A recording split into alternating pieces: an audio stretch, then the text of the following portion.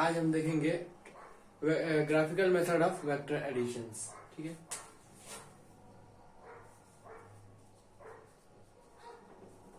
Graphical methods of vector addition. ठीक है,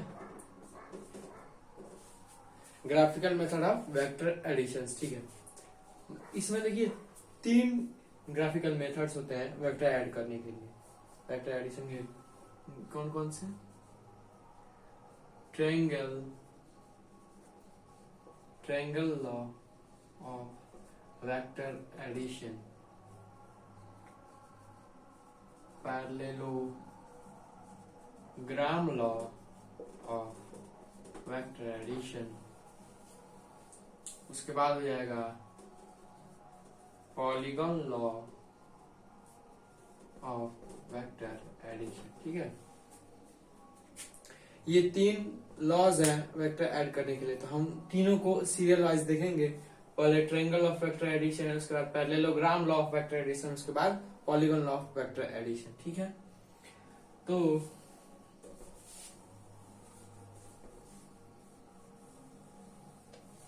हम सबसे पहले शुरू करते हैं triangle law of vector addition. ठीक है,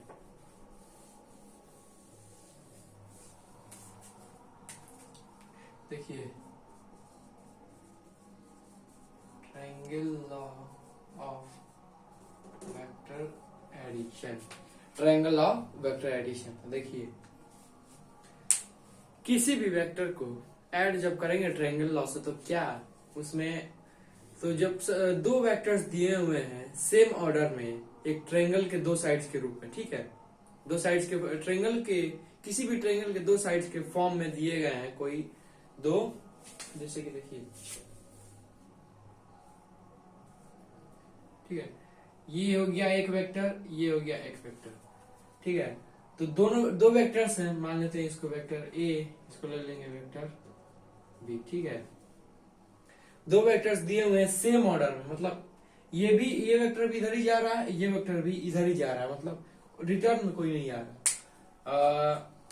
रिटर्न का मतलब क्या होगा, जैसे कि इधर जाने लगा, अगर यहीं से डायरेक्ट इधर जाने लगा तो हो जाएगा अपोजिट ऑर्डर।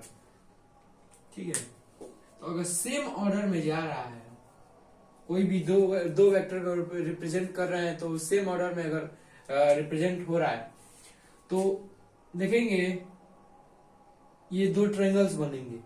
एक ये ट्रायंगल का ये साइड हो गया, एक ये ट्रायंगल का ये साइड हो गया। ठीक है, तो ये तीनों का ये तीसरा जो साइड होगा, ये दोनों वेक्टर्स का ये ट्रायंगल फॉर्म होगा, उसका जो तीसरा साइड होगा उसको हम अपोजिट ऑर्डर में लेंगे, वही उसका रिजल्टेंट हो जाएगा। कहने का मतलब क्या है, कोई भी 2 वेक्टर्स हैं, मान लेते हैं एक वेक्टर ए है, एक वेक्टर बी है। ठीक है, तो ये जो वेक्टर्स है वो सेम ऑर्डर में जा रहे हैं। ठीक है, सेम ऑर्डर्स में जब जाएंगे तो ट्रायंगल के 2 साइड्स फॉर्म करेंगे। जो तीसरा साइड होगा, तो ट्रायंगल का तीसरा साइड होगा अपोजिट ऑर्डर में, वो रिजल्टेंट को रिप्रेजेंट करेगा। मतलब वो भी अपोजिट ऑर्डर में जाना चाहिए, क्योंकि ये देखेंगे ये जा रहा है इधर, ये भी जा रहा है इधर, तो सेम ऑर्डर क्या हो जाएगा, ये जब रिटर्न वापस आने लगेगा ना, इधर अगर इधर आने लगे तो सेम ऑर्डर हो जाएगा। लेकिन इसीलिए यहाँ पे कहा जाता है कि टेकन इन अपोजिट ऑर्डर, क्योंकि इधर से इधर जाता है, ये इधर जा रहा है, फिर इधर, तो रिटर्न जब सेम ऑर्डर में आएगा तो फिर वापस इधर ही आएगा। इसलिए कहते हैं अपोजिट ऑर्डर में जो लिया जाता है वही उसका रिजल्टेंट रिप्रेजेंट करता है। रिजल्टेंट को हम लोग जनरली आर से रिप्रेजेंट करते हैं। ठीक है, अच्छा इसको थोड़ा लिख लेते हैं। ठीक है,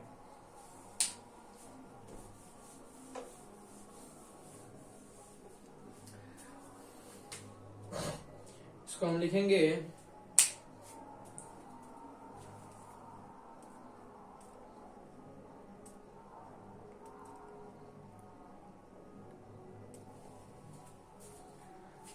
देखेंगे if two vectors are represented by two sides of any triangle, if two vectors are represented by two sides of any triangle, ठीक है, if two vectors are represented by two sides of any triangle, ठीक है, any triangle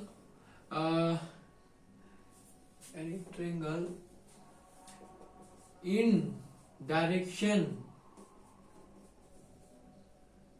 and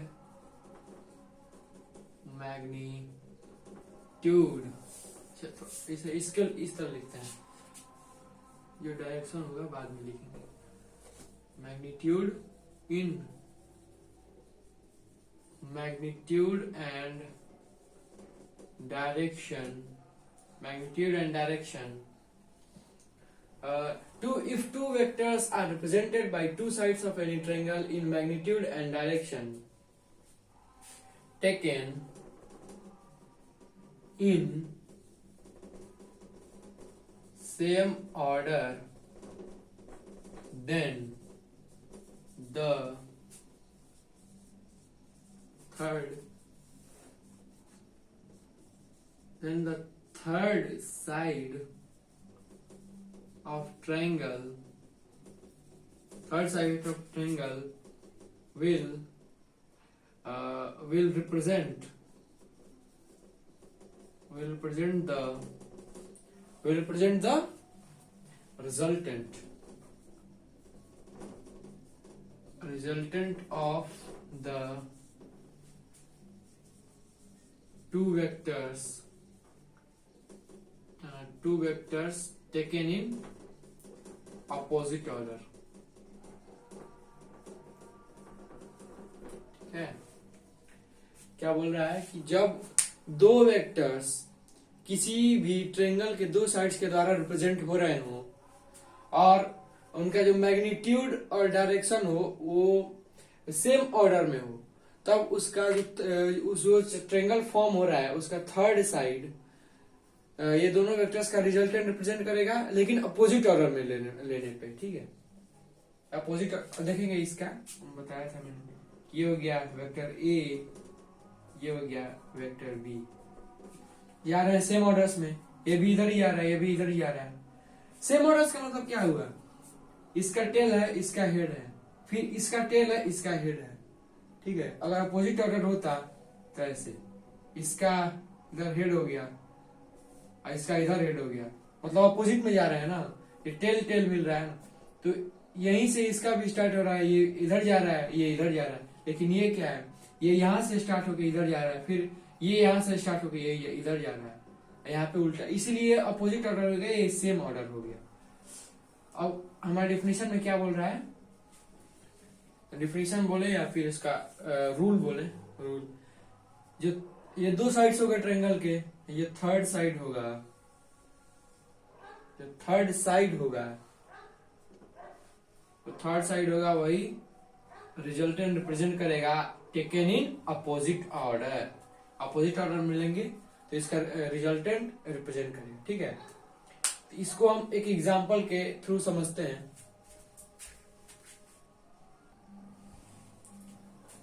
हम लोगों ने triangle of vector addition पे एक example लिया है। A boy moves 3 metre towards east, मतलब एक लड़का है वो 3 मीटर ईस्ट की तरफ जाता है, then turns 90 degree left and moves 4 metre, मतलब लेफ्ट जाके और फिर 4 मीटर और आगे बढ़ता है। तो find the displacement of the boy. हम देखेंगे पहले कि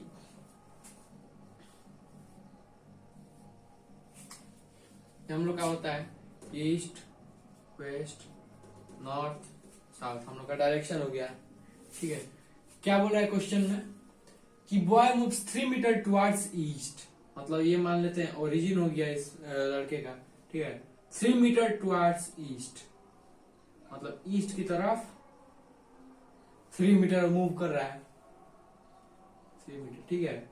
और क्या बोल रहा है, टर्न्स 90 डिग्री लेफ्ट, मतलब ईस्ट जाके और लेफ्ट ले लेता है, 90 डिग्री लेफ्ट, यानी टेक्स 90 डिग्री लेफ्ट, ठीक है। क्वेश्चन में दिया गया time turns 90 degree left and moves 4 metre, उसके बाद 4 मीटर आगे चलता है, 4 मीटर, ठीक है। तो यहाँ पे हम लोग को निकालना क्या है, find displacement of the body. Displacement हम लोग क्या लेते हैं ट्रायंगल लॉ से, कि two vectors taken in same order then the third side of the triangle represent the resultant taken in opposite order। अच्छा देखते हैं, टेकन इन अपोजिट ऑर्डर, ठीक है। तो ये हम लोग का रिजल्टेंट हो जाएगा, ठीक है। डिस्प्लेसमेंट का मतलब क्या होता है कि वेक्टर क्वांटिटी है, वेक्टर है, जब वेक्टर है तो उसके पास मैग्नीट्यूड के साथ साथ डायरेक्शन भी होगा। तो देखिए हम लोग को क्या पूछा गया, 3 मीटर 4 मीटर दिया गया है, तो हम लोग का टोटल एक ट्रायंगल क्या बन रहा है,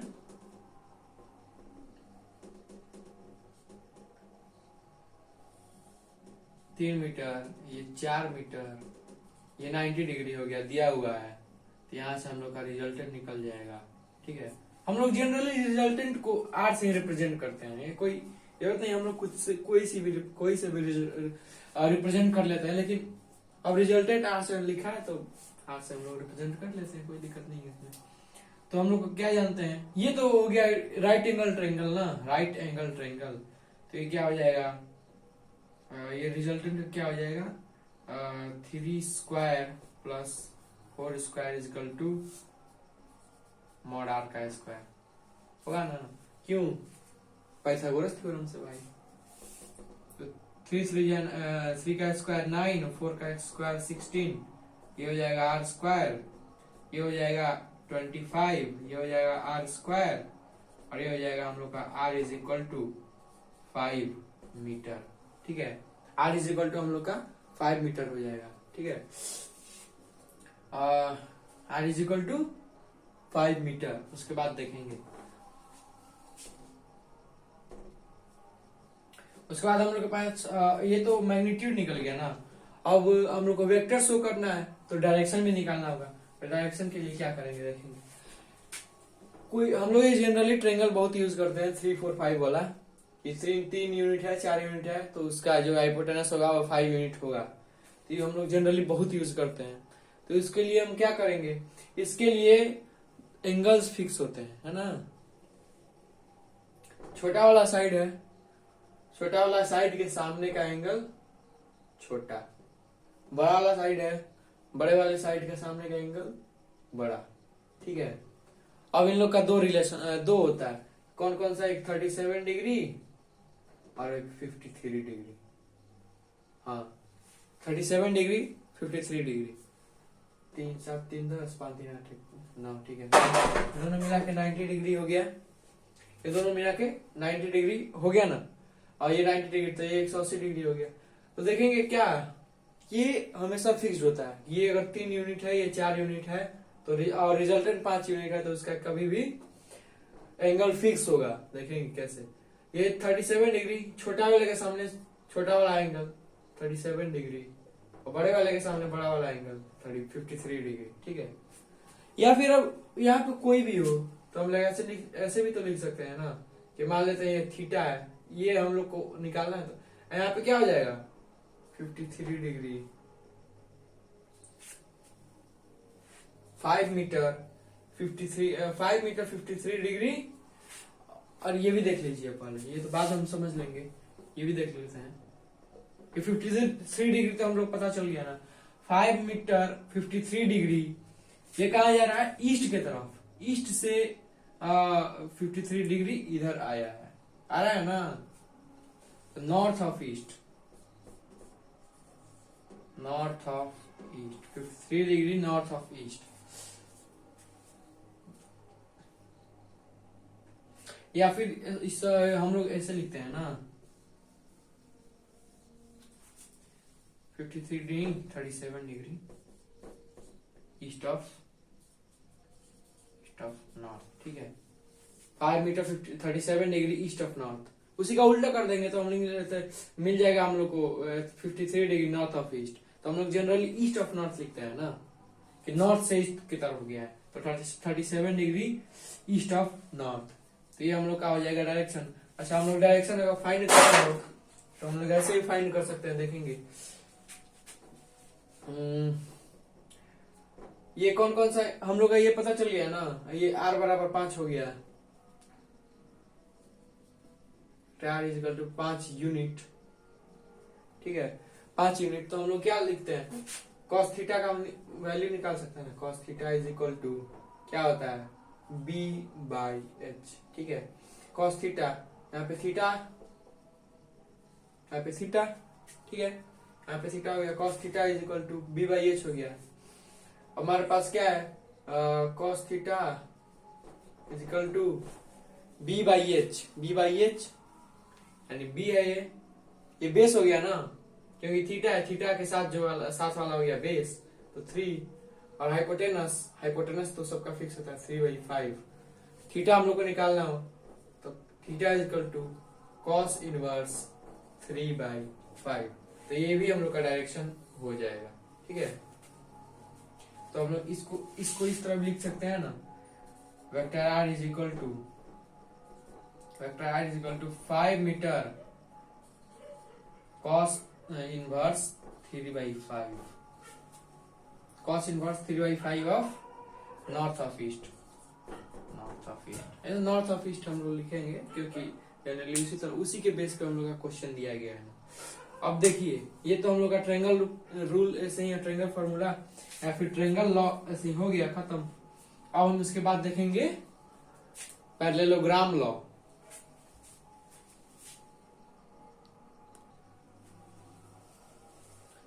अब हम लोग देखते हैं parallelogram law of vector editions.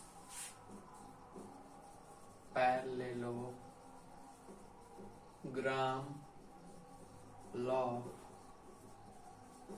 Vector addition.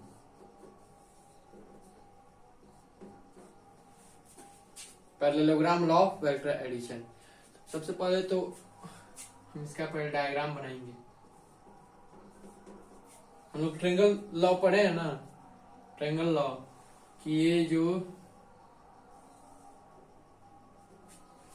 Triangle law, ये दो वेक्टर्स हैं, वेक्टर ए वेक्टर बी, तो इसका जो रिजल्टेंट होगा वो वेक्टर आर होगा। तो दोनों जो दो साइड्स हैं, अगर दोनों वेक्टर्स अगर दो साइड्स फॉर्म कर रहे हैं तो थर्ड साइड अपोजिट ऑर्डर में लिया गया तो रिजल्टेंट को रिप्रेजेंट करेगा।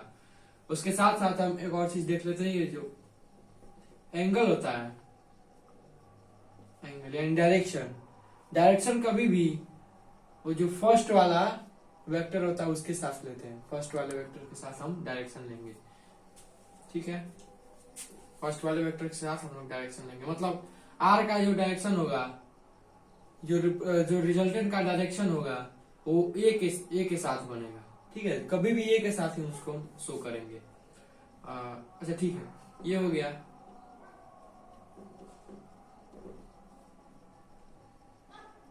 अच्छा, अब हम लोग देखें, ये वेक्टर ए हो गया, ये वेक्टर बी हो गया ना, और ये वेक्टर आर हो गया कि नहीं, आर वेक्टर। अब ठीक है, अब हम लोग क्या करते हैं, ये जो बी वाला वेक्टर है हम लोग जानते हैं इसका पैरेलल शिफ्टिंग अलाउड है। बी वाला वेक्टर ला लेंगे इधर, इसको इधर से हटा के,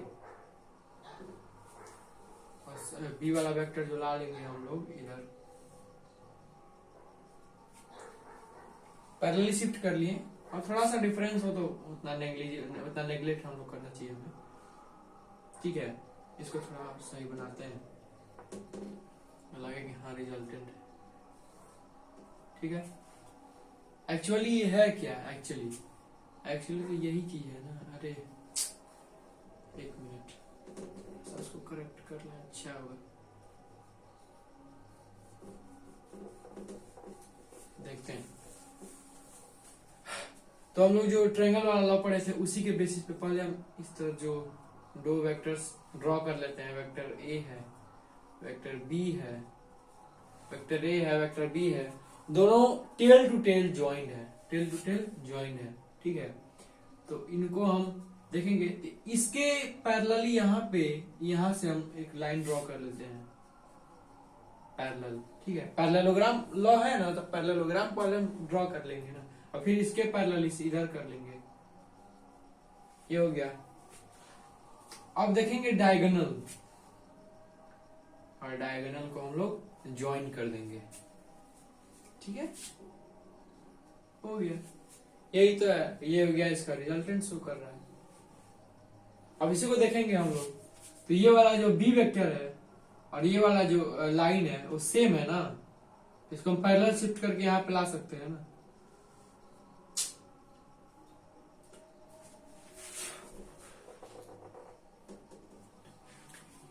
इस लाइन को हम लोग पैरेलली शिफ्ट करके चाहे तो इधर भी ला सकते हैं, तो फिर वही हो गया ना, ये वाला वेक्टर बी हो गया, तो ट्रायंगल लॉ फिर फॉलो हो रहा है ना।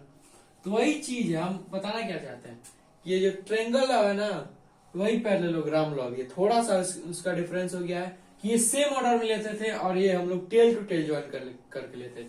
मतलब क्या, जो वेक्टर ए है, वेक्टर ए का जो हेड है और वेक्टर बी का टेल है वो मिलता था पहले, तो ट्रायंगल लॉ फॉलो होगा।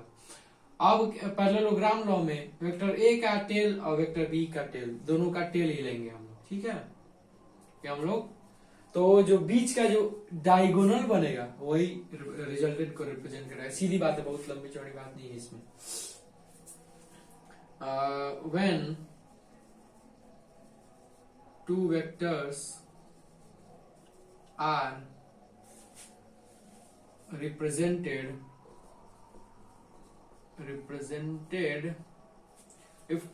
when two vectors are represented by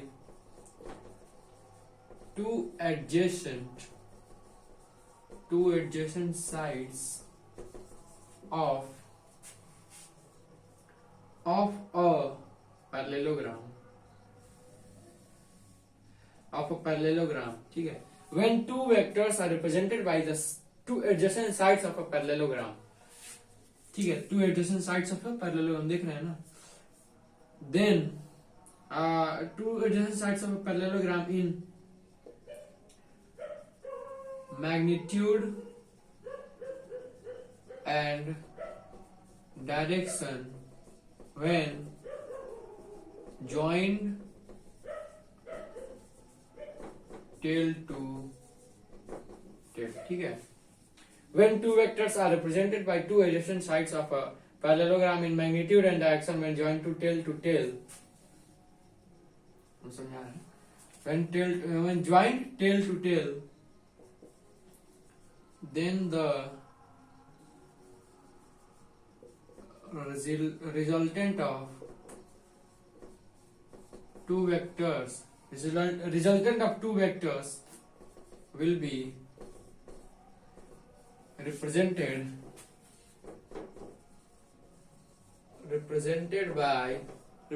by the diagonal of the formed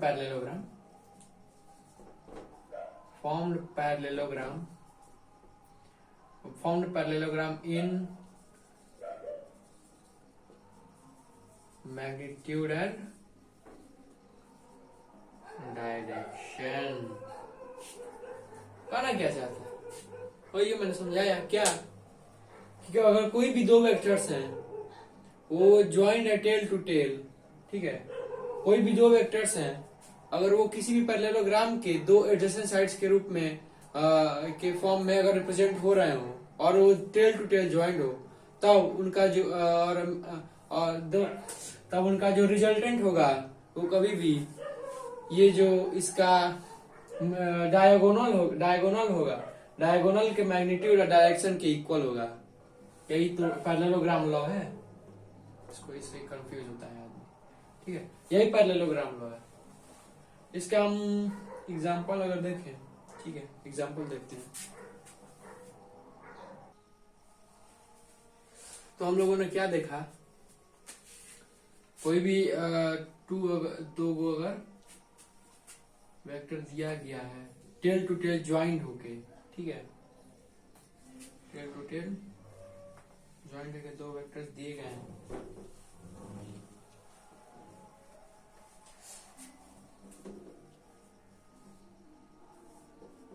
ठीक है, दो वेक्टर्स हैं, अगर टेल टू टेल ज्वाइंट होके दिए गए हैं तो इनका जो पैरेललोग्राम फॉर्म होगा, पहले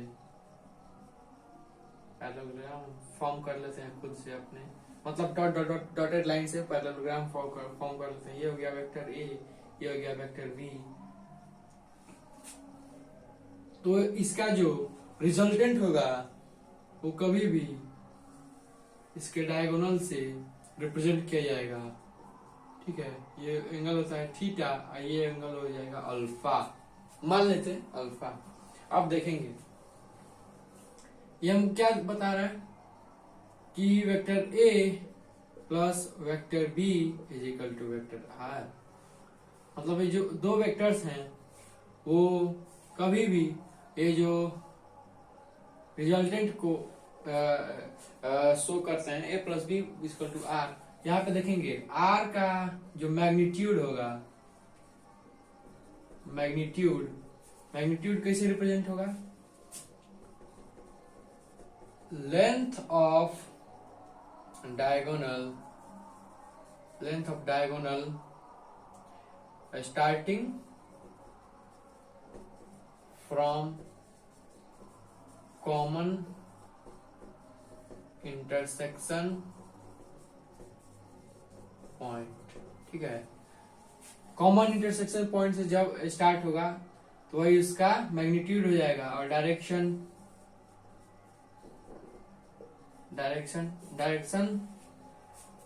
तो इसका अल्फा हो जाएगा ना, अल्फा। तो alpha with respect to vector A, vector A के रिस्पेक्ट में अल्फा एंगल होगा, वो इस रिजल्टेंट का डायरेक्शन हो जाएगा, और इन दोनों के बीच का एंगल क्या हो जाएगा, थीटा। दो वेक्टर्स के बीच का एंगल थीटा। तो यही हम लोग जनरली यूज करते हैं। कभी भी जॉइंट टेल टू टेल ही होगा। तो अब देखेंगे कि ट्रायंगल रूल का कब यूज करेंगे, ट्रायंगल लॉ का कब यूज करेंगे, और पैरेललोग्राम लॉ का कब यूज करेंगे। तो ट्रायंगल लॉ का क्या कब, जब when two vectors joined head to tail, मतलब जब हेड से टेल जुड़े हो तब इनका हम लोग यूज करेंगे। किसका ट्रायंगल लॉ का, ट्रायंगल लॉ। और when two vectors joined tail to tail, तब हम लोग यूज करेंगे पैरेललोग्राम लॉ। ठीक है, तो हमारा पैरेललोग्राम लॉ खत्म हो गया, पैरेललोग्राम लॉ और ट्रायंगल लॉ हो गया। एक छोटा सा कॉन्सेप्ट देखेंगे, छोटा सा कॉन्सेप्ट कि कोई भी, मान लेते हैं कोई भी वेक्टर है, वेक्टर ए है। ठीक है, हमको अगर दिया गया है निगेटिव वेक्टर है, ठीक है, वेक्टर ए दिया गया है, ठीक है, वेक्टर ए, ठीक है, चलते हैं इसको वेक्टर। अब इसको हमको बोल रहा है निगेटिव वेक्टर ए क्या होगा, तो निगेटिव ऑफ वेक्टर ये इधर नहीं, ये इधर नहीं होगा। देखेंगे इसका क्या होता है।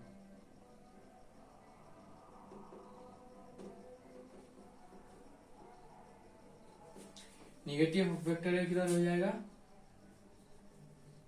ये एक्स एक्सिस से जितना एंगल बनेगा ना, उधर ही हम क्लॉकवाइज जितना है, एंटी क्लॉकवाइज बन रहा है, तो क्लॉकवाइज में उतना ही, या फिर क्लॉकवाइज बन रहा है तो एंटी क्लॉकवाइज में उतना ही एंगल लेके अगर हम ड्रॉ कर देते हैं तो निगेटिव में बन जाएगा, निगेटिव ऑफ, ठीक है, निगेटिव ऑफ अल्फा, नेगेटिव ये एक्स एक्सिस हो गया ना,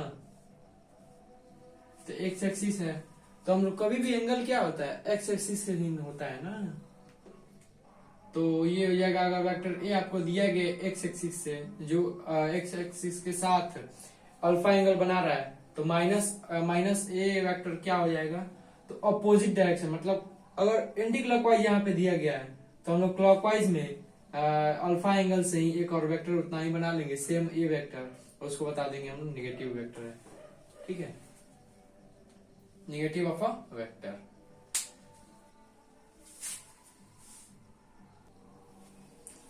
अब हम लोग देखते हैं polygon law of vector addition.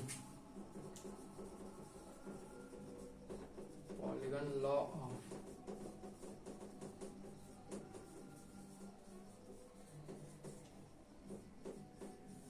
ठीक है, polygon law of vector addition.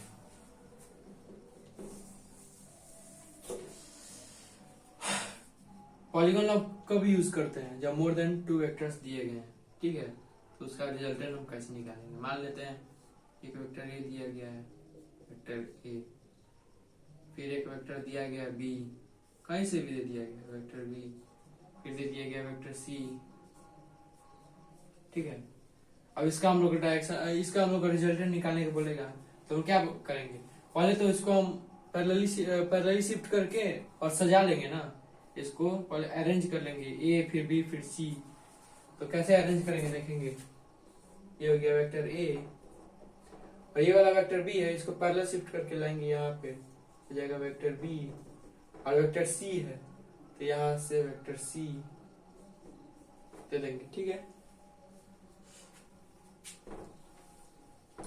A B C, क्या हम लोग देख रहे हैं, हम देख रहे हैं कि सारे हेड टू टेल ज्वाइन है, कोई भी टेल टू टेल ज्वाइंट नहीं है। तो इसका हम लोग रिजल्टेंट कैसे निकालेंगे, ये जो फर्स्ट वाले का जो टेल होगा और लास्ट वाले का जो हेड होगा, उसका जो डिस्टेंस और जो डायरेक्शन होगा, वही वेक्टर, वही रिजल्टेंट वेक्टर होगा। ठीक है, यही तो है, इसमें कुछ नहीं। पॉलीगॉन ऑफ वेक्टर क्या है, polygon law of vector addition, कोई भी मोर देन 2, अगर मोर देन 2 वेक्टर्स दिए गए हैं, उनको अगर ऐड करना हो, तो हम लोग कैसे ऐड करेंगे, कैसे ऐड करते हैं उसको, फर्स्ट वाले का टेल और लास्ट वाले का हेड मिलाने वाले वेक्टर को हम लोग रिजल्टेंट मान लेते हैं। ठीक है, ऐसे भी हम लोग इसको निकाल सकते हैं ना। इसको अगर हमको सॉल्व करना हो कि वेक्टर आर निकलेगा कैसे, तो डायरेक्ट तो इतना